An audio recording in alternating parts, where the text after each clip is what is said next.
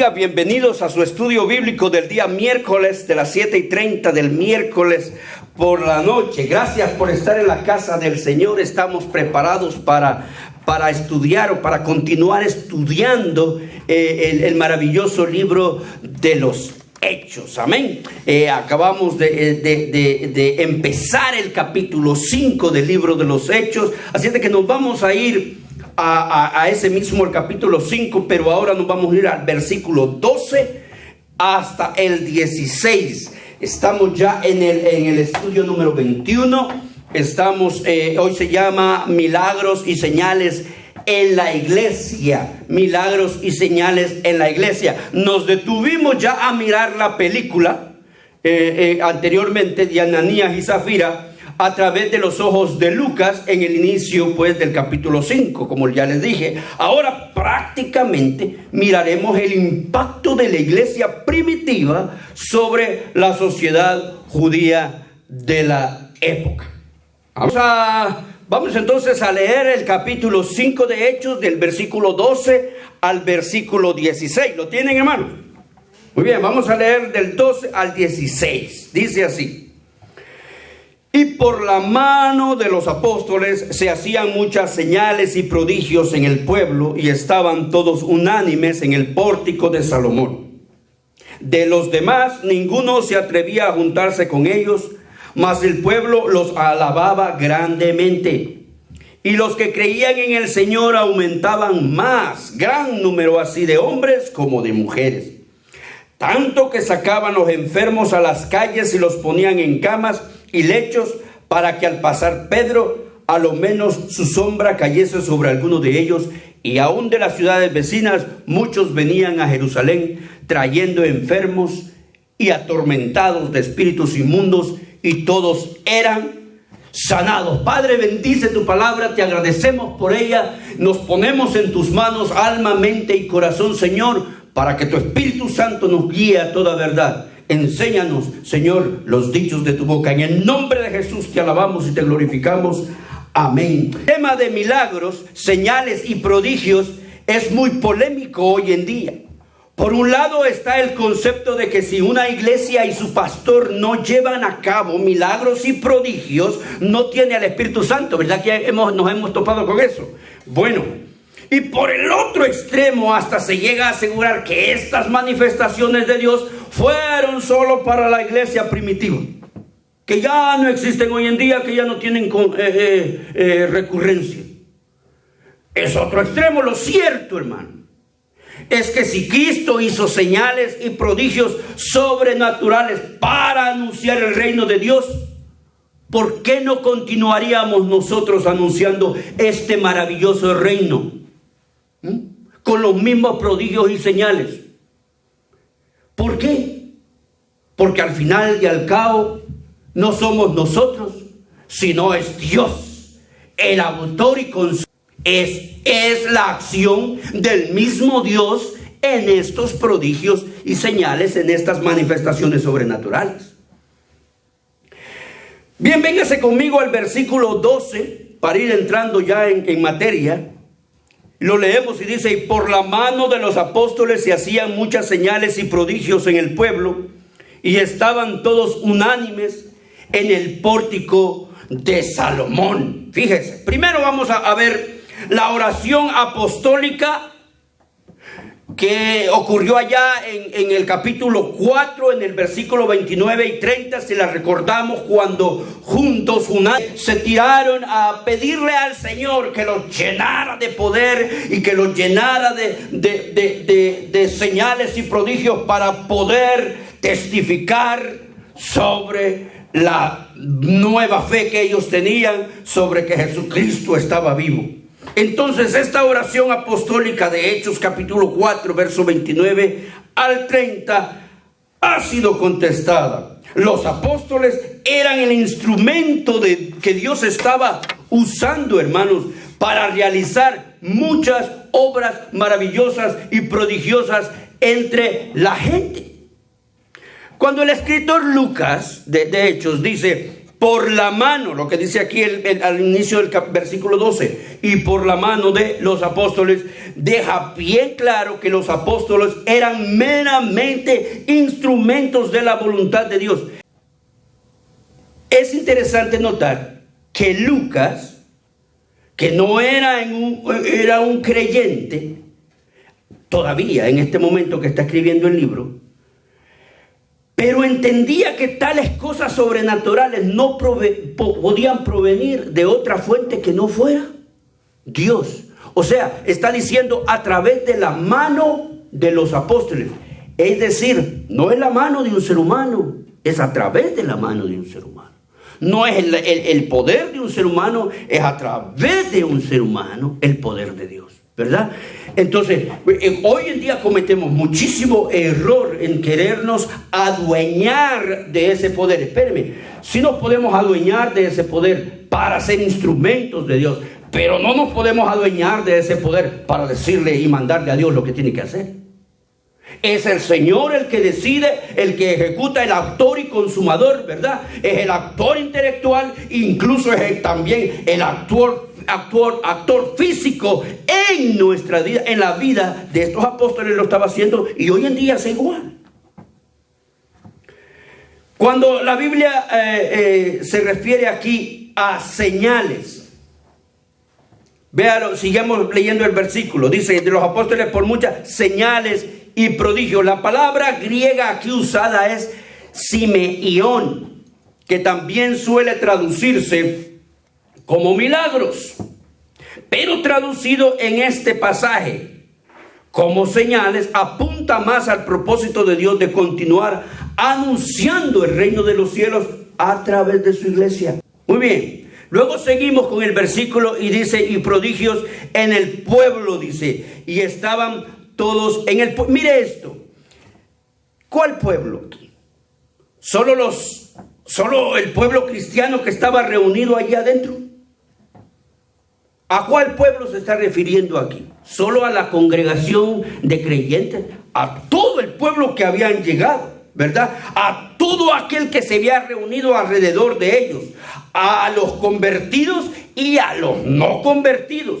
Estas señales no solo está haciendo testigos los mismos hermanos gloriándose en el Señor, sino que el mismo pueblo incrédulo está admirando y asombrado de lo que Dios está haciendo. Luego pasa y dice, ¿dónde estaban todos unánimes? En el pórtico de Salomón. El lugar de reunión de los cristianos era el pórtico de Salomón. Allá por las primeras intervenciones lo estuvimos mirando, incluso un bosquejo del templo. Recordemos que el templo de Herodes era un conjunto enorme de edificios y extensas columnas y zonas cubiertas. Y lo más probable es que estos cristianos de Jerusalén se reunían en un sitio particular y abierto para todos al lado oriental del patio de los gentiles. Si tiene tiempecito, vaya hacia el final de su Biblia. Muchas Biblias tienen al final, entre los mapas, también tienen una imagen del templo de Herodes, muchas de sus Biblias. Así es de que si tiene tiempecito, vaya y curiosee eso para recordar las primeras intervenciones donde ya lo hemos estudiado. Al amanecer el templo era un lugar de mucho movimiento, a donde venían la gente a orar y a adorar, y era ahí donde aprovechaban los discípulos para anunciar el evangelio de Jesús. Cuando ellos anunciaban el evangelio de Jesús, no estaban haciendo nada nuevo. Ellos prácticamente estaban imitando lo que Jesús había hecho. Ellos estaban copiando y siguiendo las indicaciones ya enseñadas por su maestro. Recordemos que Jesús ya había antes estado ahí en el pórtico de Salomón enseñando, y ahí mismo estuvo enseñando y realizando maravillas. Así es de que ellos están prácticamente copiando a su maestro y haciendo lo que el mismo maestro les enseñó. Entonces se nos dice hermanos, ¿dónde se reunían los primeros cristianos? En el pórtico de Salomón. Iban al templo. Esto es sumamente interesante. Ellos asistían fielmente a la casa de Dios porque querían conocer a Dios. No porque no lo conocían. Eran judíos y los judíos están constantemente en contacto con la ley, ¿verdad? Y con la palabra de Dios. Pero ellos querían conocer a Dios mejor, de esa forma como los apóstoles, como Pedro lo estaba predicando, y recibir todo su poder en sus vidas, como estaban viendo que estaban ocurriendo esas maravillas y esos prodigios. El impacto del evangelio al pueblo se hace evidente a través de una iglesia que se congregaba en torno a las enseñanzas de Jesús, ahora en la boca de sus discípulos. Se reunían donde todos los podían ver.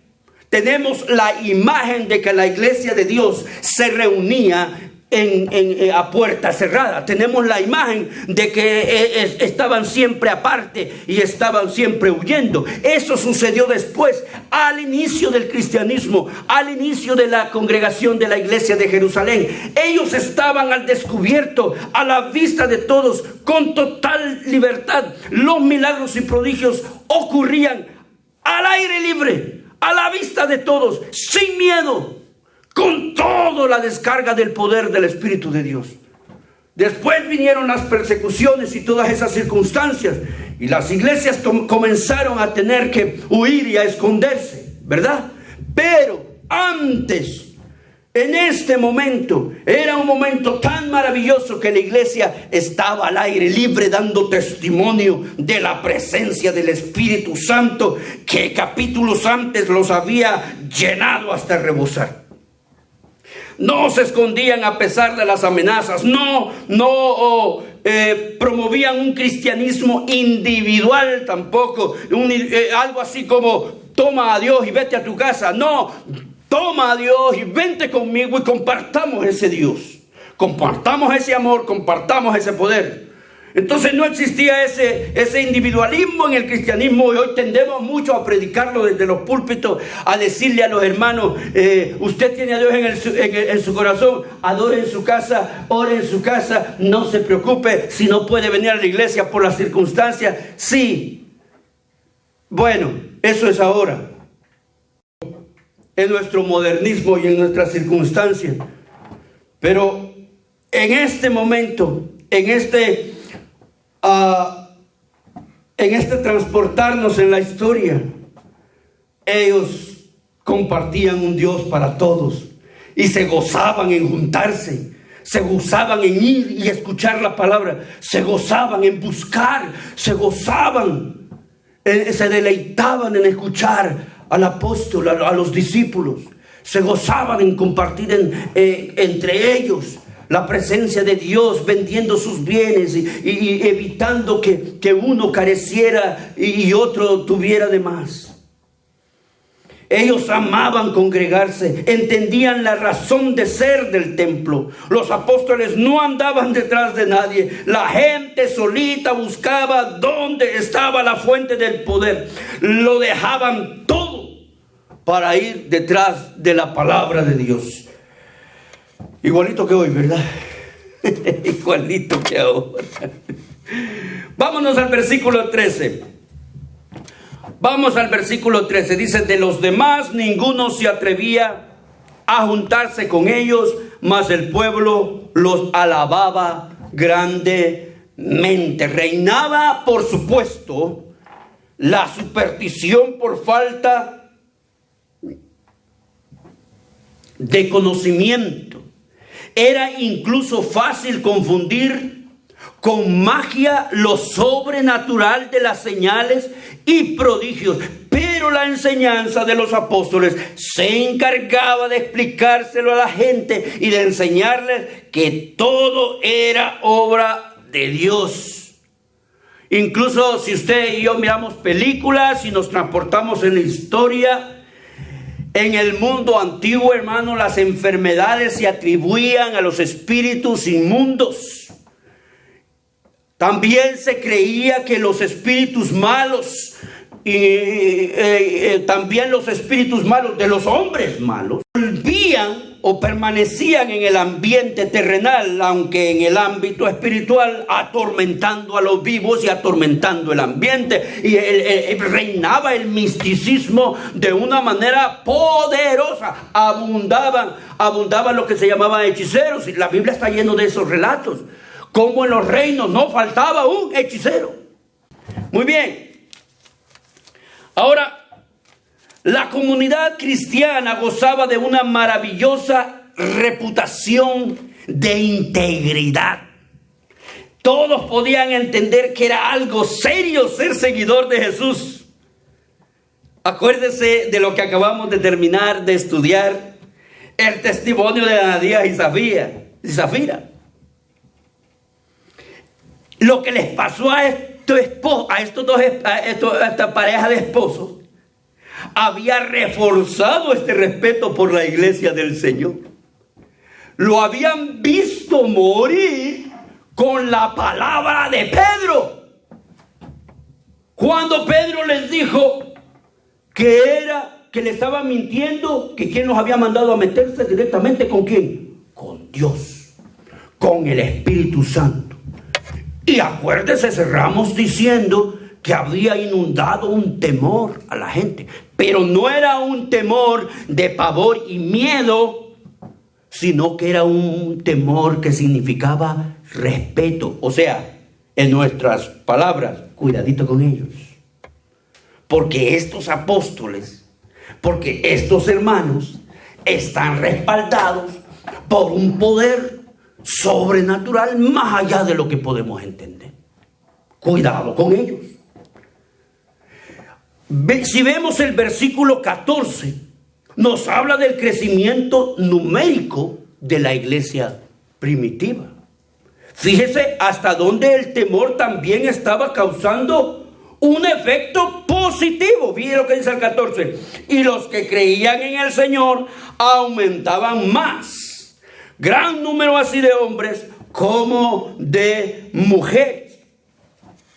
Aunque bien es cierto que después de lo ocurrido a Ananías y Zafira, los que no se entregaban o no querían o no deseaban o no sentían entregarse a Dios totalmente, pues entonces ya ni se atrevían a meterse.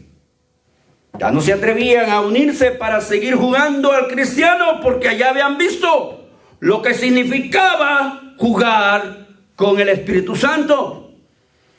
Mejor algunos no se unían. Sin embargo, por el otro lado, beneficioso de la historia, beneficioso del relato bíblico, se entregaban muchos más, tanto hombres como mujeres, sin excepciones, hombres y mujeres. Lucas es muy específico en hablar de hombres y mujeres. Así como el pecado no hace preferencia alguna, Dios tampoco hace excepciones con las personas para perdonarlos o no perdonarlos, para tenerles misericordia o no tenerles misericordia. Si es hombre o mujer, igual la va a amar. Es cierto que en esta época había una marcada diferencia entre hombre y mujer, pero en el amor de Dios se elimina esa diferencia. Y para Dios solo está viendo el alma del pecador, del hermano o de la hermana que se arrepiente. Muchos de los que quizás se escondieron cuando vieron que crucificaron a Jesús, que lo siguieron a través de la Villa Dolorosa, y que vieron a lo lejos en el Gólgota levantado a Jesús muriendo. Muchos se habían diseminado en las regiones y esta vez salieron con mucha libertad y dijeron: ese Jesús que murió, sí, a ese te estoy predicando. Ese Jesús me puede sanar, sí, te puede sanar. Ese Jesús que sanó a Bartimeo, sí, ese Jesús que sanó a Bartimeo, todavía lo puede hacer, sí, todavía lo puede hacer. Entonces salían y se entregaban al Señor.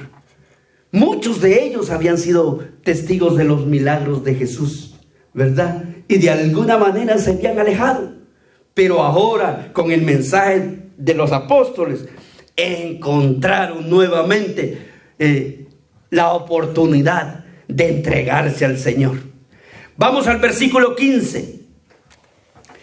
Dice: tanto que sacaban los enfermos a las calles y los ponían en camas y lechos, para que al pasar Pedro, a lo menos su sombra cayese sobre alguno de ellos.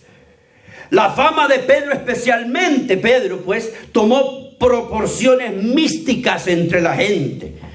Claro, para la gente, antes de entender que era Dios, era la imagen de Pedro. Siempre que un hombre o una mujer es usada por Dios, siempre causa admiración a los hombres. Nosotros podemos mencionar incluso ministros, podemos mencionar incluso siervos de Dios que nos causaban admiración de su entrega al Señor y de la manera como presentaban las escrituras para nosotros.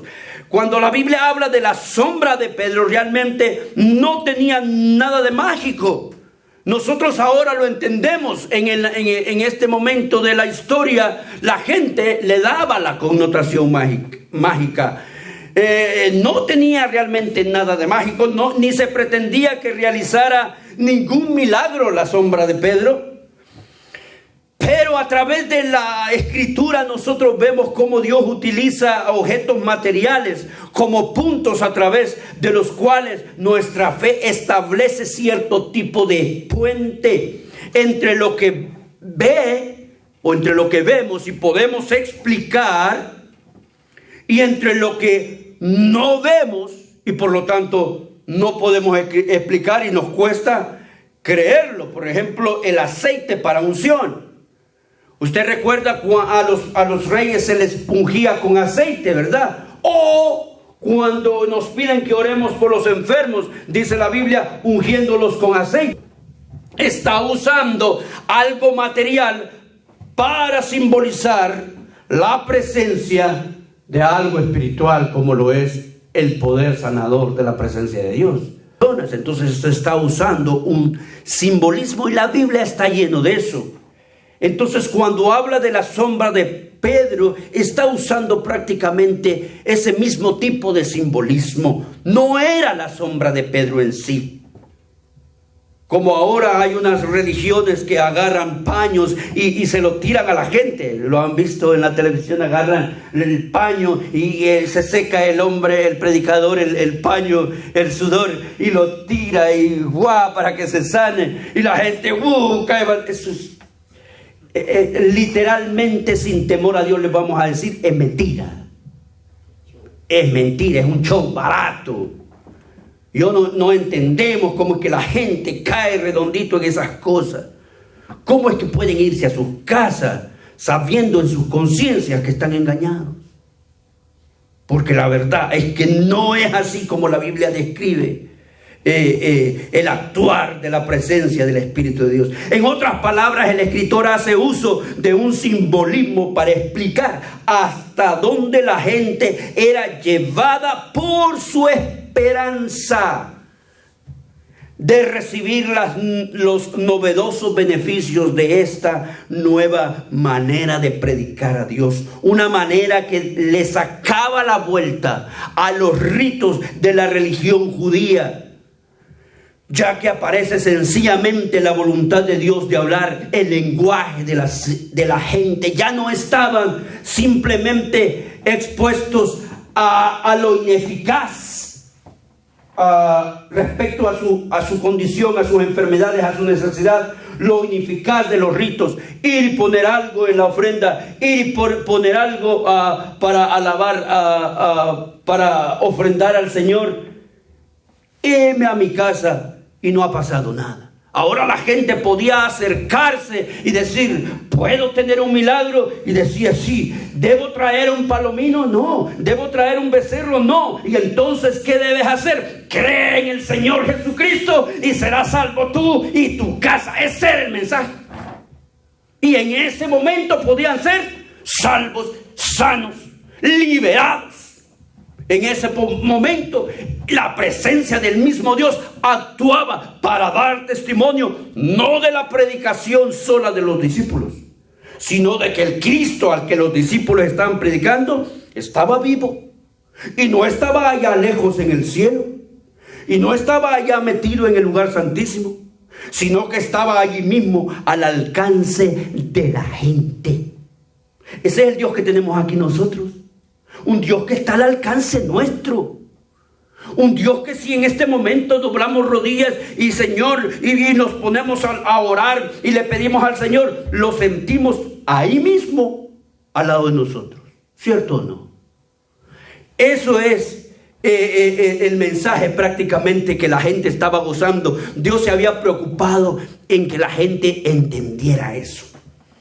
Si nos comportamos, hermanos, o manifestamos esa sobrenaturalidad de Dios como lo hacía Pedro y toda la iglesia primitiva, el mundo entero se estremecería del poder de Dios.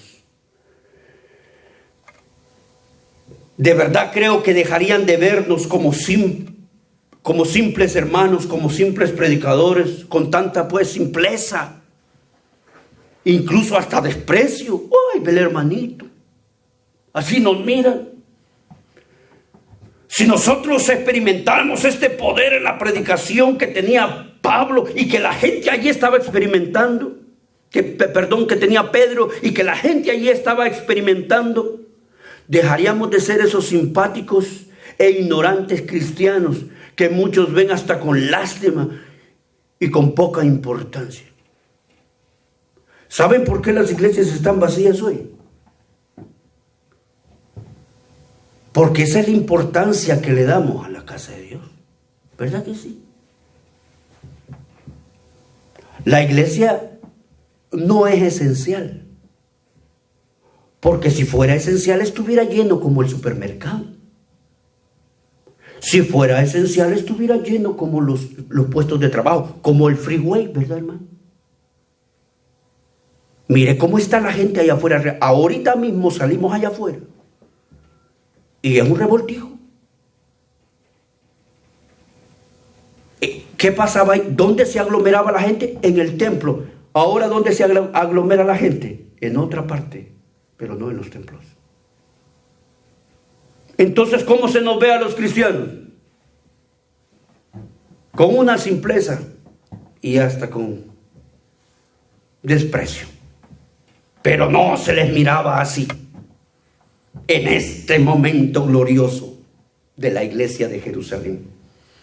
Deberíamos mostrar el poder de Dios al dar el testimonio de lo sobrenatural de su poder en nuestro diario vivir. Deberíamos, vivir tratando de cambiar lo que podemos cambiar, tratando de actuar diferente, tratando de hablar diferente, tratando de movernos diferente, hacer las cosas un poco más apegadas a la palabra de Dios, hacer las cosas un poco más apegadas a la obediencia y a la fidelidad de Dios. Así sí lograríamos asombrar a este mundo. El mundo se asombraría de lo que puede hacer en un hombre. Y si lo puede hacer en un hombre, lo puede hacer en dos, lo puede hacer en tres, lo puede hacer en una comunidad, lo puede hacer en un país y lo puede hacer en el mundo. ¿Cierto o no? Pero la vida de muchos hombres no cambia lo suficiente. Entonces no podemos mostrar la gloria de Dios ni siquiera en nosotros mismos.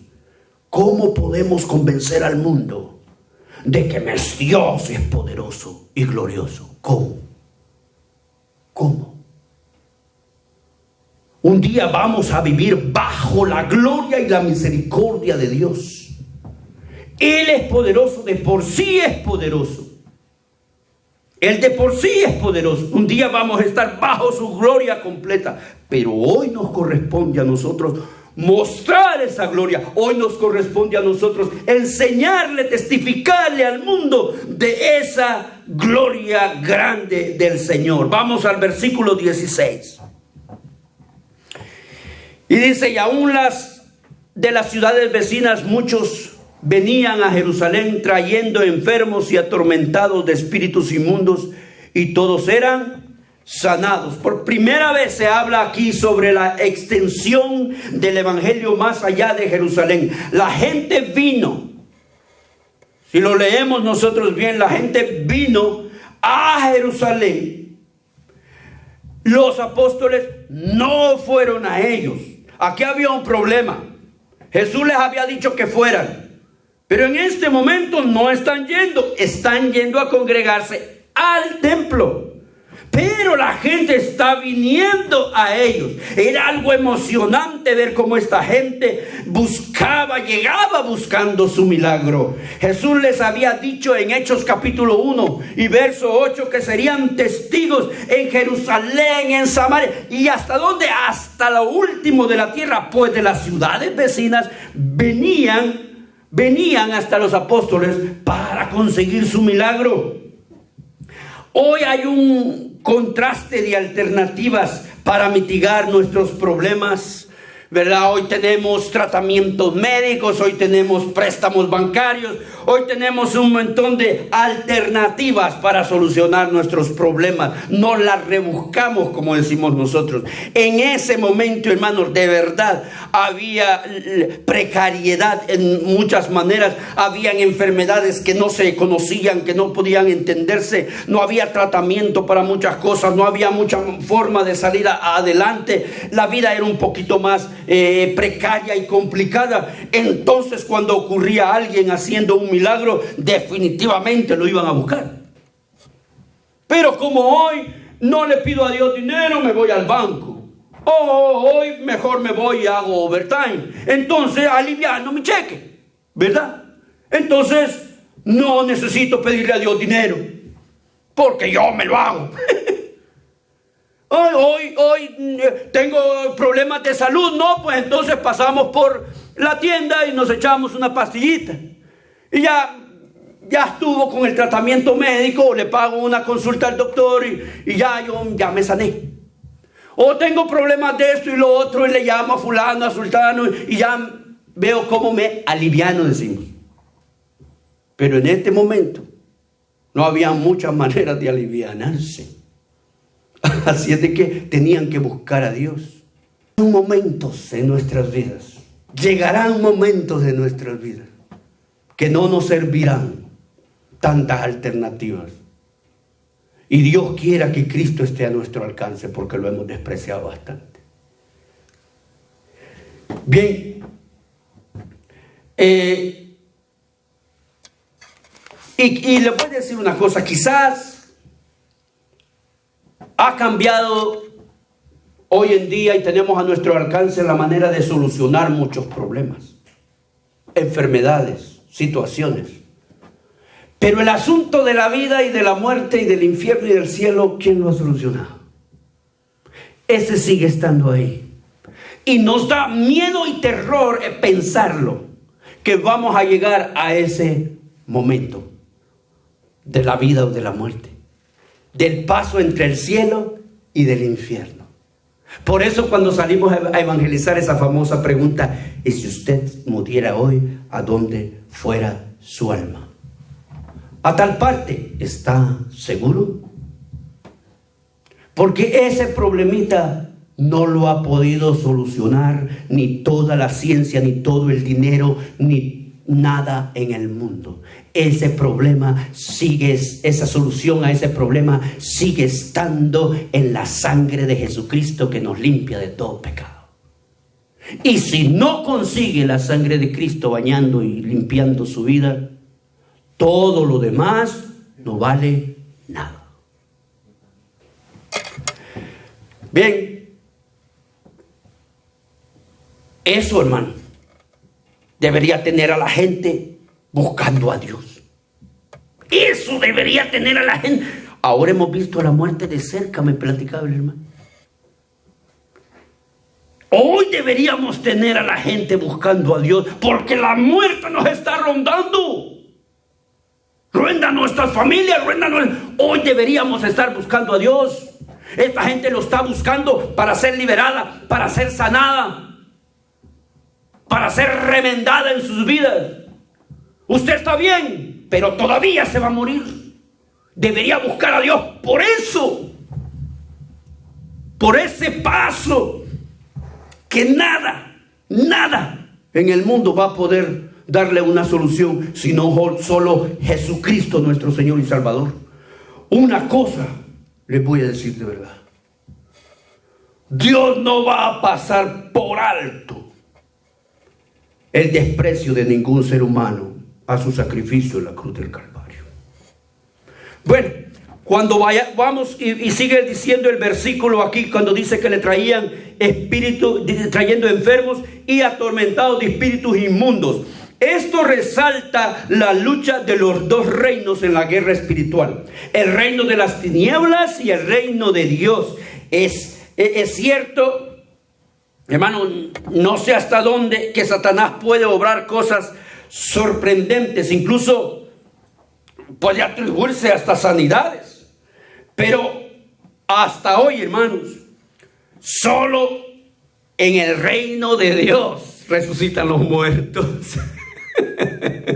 Bendito sea el Señor. Solo en el reino de Dios resucitan los muertos. Y si alguien me viene a decir que ese poder también lo tiene a Satanás, ningún poder le fuera dado si no fuera dado por el Padre Celestial. Dios puede cambiar la vida total de un hombre, así que puede cambiar el mundo entero, ya lo dijimos. Cada obra sobrenatural de Dios sobrepasa lo imposible para demostrar lo que hay en el reino de los cielos. No se trata de nosotros, ni de quién lleva a cabo la obra de Dios. Se trata de que el mismo Dios establece su reino entre nosotros bajo un poder que va más allá de nuestro entendimiento, más allá del alcance de nuestra mente, más allá de lo que podemos concebir. No podría ser concebido el reino de Dios si no es a través de la concepción de su Espíritu Santo. Hoy vamos a terminar esta porción enfocándonos en los beneficios de buscarle a Él, a Jesucristo. Pero más adelante y en todo el Nuevo Testamento vamos a tener que aprender que seguir a Cristo solo por sus beneficios realmente es un desperdicio. Él tiene más que simplemente la sanidad para ti. Él tiene más que simplemente un carro. Él tiene más que pagar tu deuda. Él tiene más que los beneficios por los que le buscamos. Eso es apenas una parte de todo lo que podemos gozar como herederos de la patria celestial. Vamos a ir concluyendo. La iglesia primitiva era eficaz, efectiva, pero también era fiel y obediente. Lo vemos ahí congregándose. Lo vemos ahí buscando a Dios, adorando a Dios, cumpliendo por lo menos la parte de la ley que les correspondía. Y estas señales y prodigios eran el resultado de su fe y de la presencia del reino de Dios en medio de ellos, que ante todo buscaba la libertad, o ellos buscaban la libertad de su alma. Acuérdense que cuando Jesús sanaba, muchas veces decía: no te he sanado, sino te he salvado. Buscaba la salvación. La salvación está por encima de la sanidad. ¿Usted recuerda cuando Lázaro resucitó? La Biblia habla que Jesús llegó a la tumba y sacó a Lázaro de la tumba, ¿se acuerda? Ahora una pregunta: ¿y Lázaro se volvió a morir? Sí. Se da cuenta que la salvación trasciende a cualquier maravilla terrenal. Por eso nosotros debemos estar buscando la salvación por sobre todas las cosas. El reino de Dios es la solución para el hombre que no encuentra solución para su vida afectada por el pecado y los males de su consecuencia. Terminamos con la palabra de Dios en el libro de Mateo, capítulo 18, verso 8. donde la Biblia nos dice: mejor está entrar manco y cojo que enterito en el reino de los cielos. Si Dios no te sana, pero te vas al cielo, ¿cuál es el problema? Si Dios no te da los beneficios que tanto buscas, pero te vas al cielo, ¿cuál es el problema? Si Dios no te resucita a los muertos por los que tanto lloras, pero te vas al cielo con ellos, ¿cuál es el problema? No hay nada más grande, y la iglesia primitiva nos lo está enseñando ahí. No hay nada más grande que el reino de los cielos establecido entre los hombres. Vamos a orar. Si hay una persona que no ha recibido a Cristo como su Señor y Salvador personal, le invitamos a que reciba al Señor. Solo Él tiene las llaves del cielo y del infierno. Jesucristo es la salvación. Repite conmigo esta oración. Dile: Padre que estás en los cielos, entiendo que moriste en la cruz por mí, y yo quiero ahora pedirte perdón por mis pecados. Te entrego mi vida. Sálvame el día de hoy, Señor, porque reconozco que sin ti nada puedo, ni nada puedo hacer. Gracias, Jesús, por morir por mí en la cruz del Calvario. Padre que estás en los cielos,